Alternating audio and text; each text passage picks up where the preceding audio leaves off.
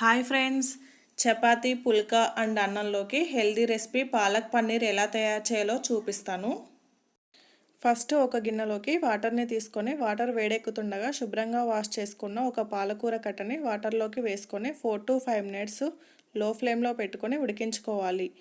ఇలా ఉడికించుకోవడం వలన పాలకూరలో ఉండే పసర పూర్తిగా పోతుంది. పాలకూరని వేడి వాటర్లో నుండి తీసి ఫిల్టర్లోకి వేసుకోవాలి. ఉల్లిగడ్డ, 4 పచ్చిమిరపకాయలు, టమాటాని కట్ చేసుకొని మెత్తని పేస్ట్లా చేసుకోవాలి. పెద్దవైతే 1, మీడియం సైజ్ అయితే 2 తీసుకోండి. అలాగే ఉడికించుకొని పెట్టుకున్న పాలకూరని మిక్సీ జార్లోకి తీసుకొని మెత్తని పేస్ట్ చేసుకొని పెట్టుకోండి. స్టవ్ మీద ప్యాన్ పెట్టుకొని ప్యాన్ వేడెక్కిన తర్వాత 4 టేబుల్ స్పూన్ నూనె వేసుకొని 1 టేబుల్ స్పూన్ షాజీరా వేసుకోవాలి.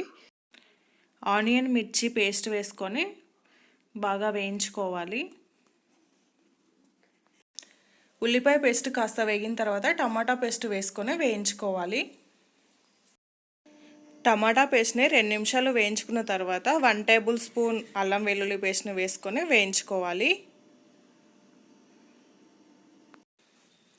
ఇలా 1 minute సేపు వేయించుకుంటూ మగ్గించుకోండి.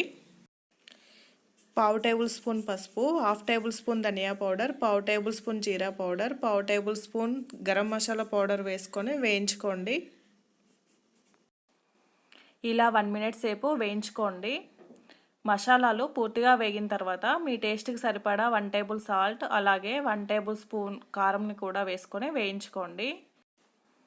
ఈ మసాలా మొత్తం 1 minute సేపు వేయించుకోండి. మసాలా వేగిన తర్వాత ముందుగా తయారు చేసి పెట్టుకున్న పాలకూర పేస్ట్ని ప్యాన్లోకి వేసుకొని వాటర్ యాడ్ చేయకుండా 5 minutes ఇలాగే ఉడికించుకోండి. ఇలా కలుపుకుంటూ 5 minutes మగ్గించుకున్న తర్వాత గ్రేవీ లూజుని బట్టి 1/2 గ్లాస్ వాటర్ని యాడ్ చేసుకోండి.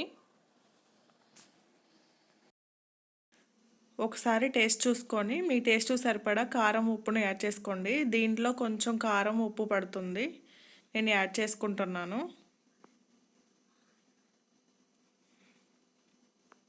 ఇలా యాడ్ చేసుకొని మరొకసారి పూర్తిగా కలుపుకొని ఫైనల్గా 1/2 kg పన్నీర్ని ఇలా కట్ చేసుకొని వేసుకోవాలి.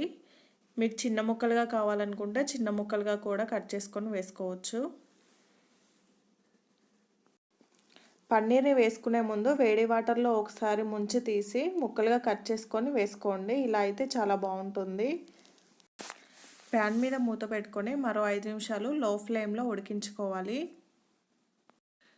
మూత తీసి మరొకసారి కలుపుకోండి. ఫైనల్గా కట్ చేసి పెట్టుకున్న కొత్తిమీరని కొంచెం వేసుకొని మరొకసారి కలుపుకోండి. చాలా టేస్టీగా ఉండే పాలక్ పన్నీర్ తయారైపోయింది. సింపుల్గా ఇలా ఒకసారి ట్రై చేయండి. మీకు కనుక ఇలా టేస్ట్ నచ్చినట్లయితే లైక్ చేయండి, షేర్ చేయండి, కామెంట్ చేయండి. మరిన్ని మంచి వీడియోస్ కోసం మా ఛానల్ని సబ్స్క్రైబ్ చేయండి.